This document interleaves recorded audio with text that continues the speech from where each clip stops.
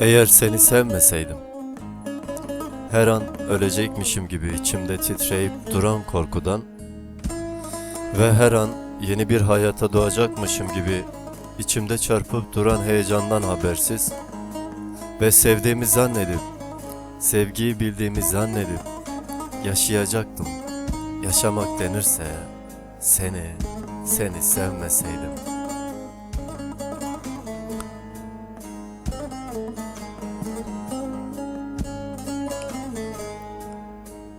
Seni sevmeseydim, bir ömür boyu yetmezdi bana.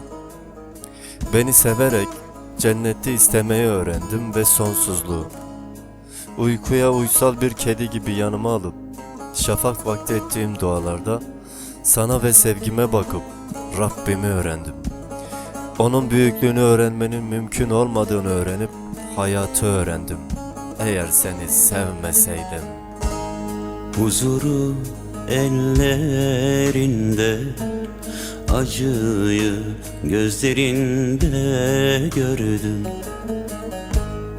Aşkı ben seninleyken gözünde yaşlar da gördüm. Aşkı ben seninleyken gözünde yaşlar da gördüm. Şimdi neden vaz mı geçtin gözyaşımı silmekten? Neden bu ızdırabı sen yüreğime koyup kaçtın? Yüreğime koyup kaçtın. Şimdi neden vaz mı geçtin gözyaşımı silmekten? Neden bu ızdırabı sen yüreğime koyup kaçtın? Yüreğime koyup kaçtın.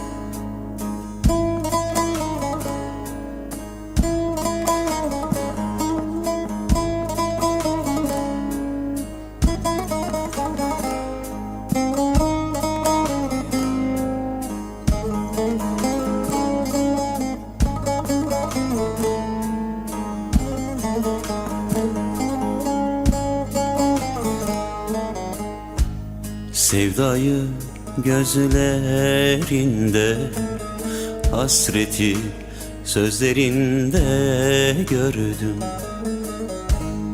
Ayrılığın acısını vedalaşırken sen verdin. Ayrılığın acısını vedalaşırken sen verdin. Şimdi neden vaz mı geçtin gözyaşımı silmekten? Neden bu ızdırabı sen yüreğime koyup kaçtın? Yüreğime koyup kaçtın.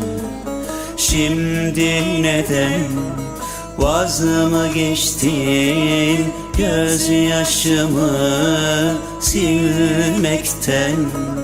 Neden bu ızdırabı sen yüreğime koyup kaçtın?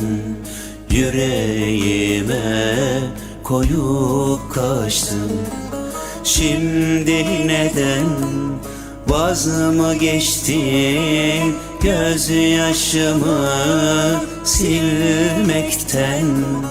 Neden bu ızdırabı sen yüreğime koyup kaçtın? Yüreğime